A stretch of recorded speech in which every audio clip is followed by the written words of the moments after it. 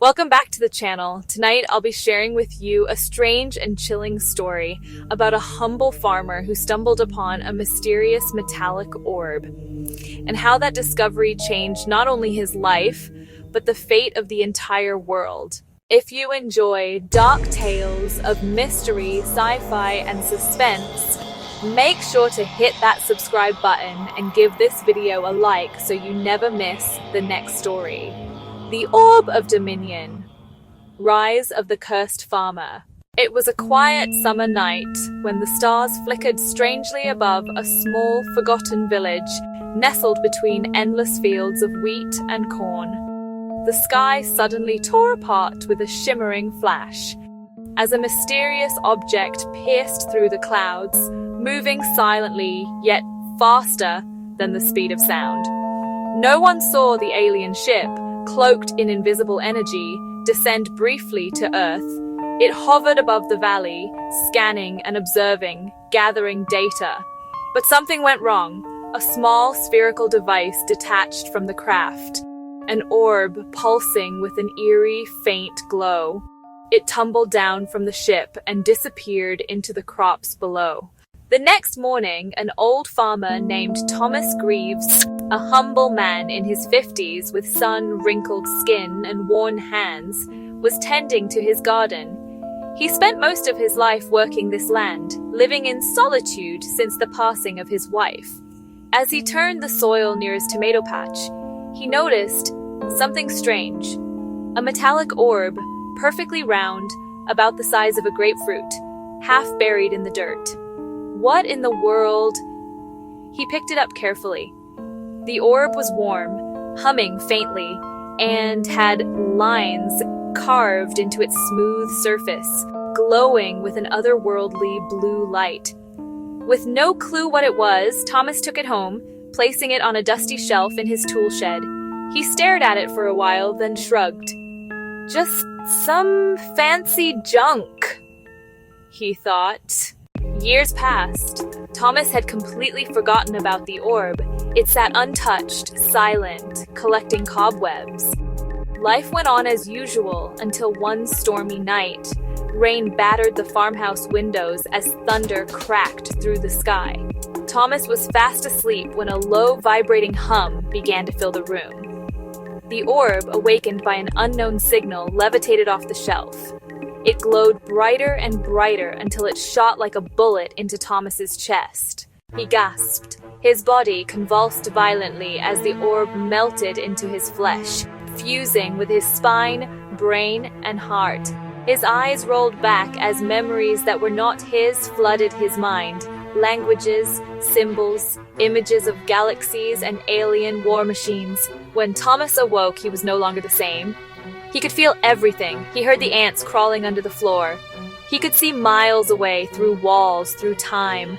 And soon he discovered something even more terrifying. He could control matter. By focusing on an object or person, he could freeze it in place with just a look. At first, he tried to hide it. He lived quietly, barely interacting with the townsfolk. But rumors began to spread. Old Thomas isn't normal anymore. I saw him lift a tractor with his hand. He froze a deer in mid-air. Even his old lover, Maggie, a kind-hearted woman who once tried to rekindle their bond, fled from him in fear after witnessing his powers. Her terrified scream haunted him. That was the moment something inside Thomas broke. They all fear me.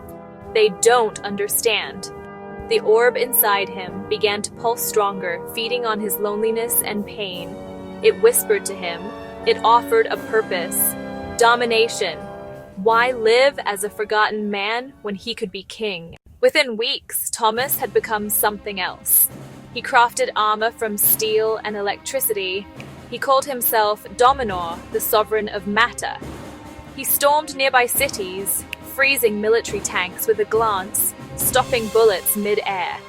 The world panicked. Governments scrambled. News headlines screamed. Mysterious superhuman declares rule over northern region. Global threat. Man with alien powers on the loose. Drones. jets? Soldiers. All fell before him. He built a tower of metal in the heart of a desert wasteland, a monument to his rise. People were forced to kneel. He ruled not with words, but with fear. But deep inside, the real Thomas was screaming. He had dreams, visions of the orb's origin. It was a weapon designed by alien beings called the Velkar, creatures with no emotions, who harvested planets for resources. The orb had been dropped by mistake. Now, realizing its activation, the Velkar were returning to reclaim it and destroy its host. One night, under a crimson moon, strange lights appeared in the sky once more. A massive rift opened above Earth. From it descended a colossal ship, silent and cold. The skies turned purple. Thunder twisted like serpents. The people of Earth watched in terror. Thomas, or what remained of him, stood atop his tower, feeling the orb inside him quake. "They're here," he whispered. The Velkar spoke in a voice that echoed inside every mind on Earth. "Return the device. The host is corrupted.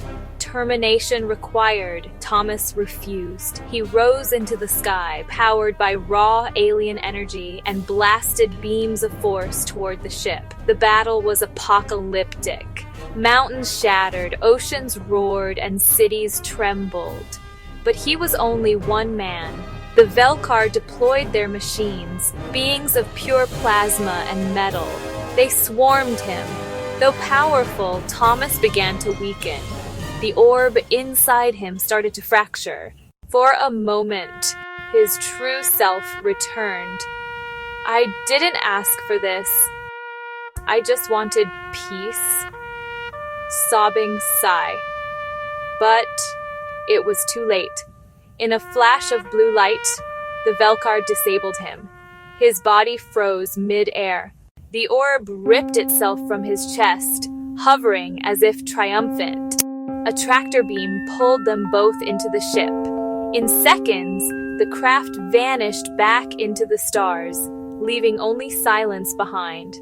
The world was safe once again, but in the night skies, some claim they still see that strange blue glow. And sometimes, when the wind howls through the fields, it sounds almost like the cry of a lonely farmer. And that's how our story ends. But what do you think? If you were in Thomas's place, would you embrace the power or fight to remain human? Share your thoughts in the comments below. I'd love to hear them. Don't forget to support the channel by subscribing. And if you'd like to go the extra mile, you can support me on Ko-fi so I can keep creating more stories for you. Thank you for watching, and I'll see you in the next one.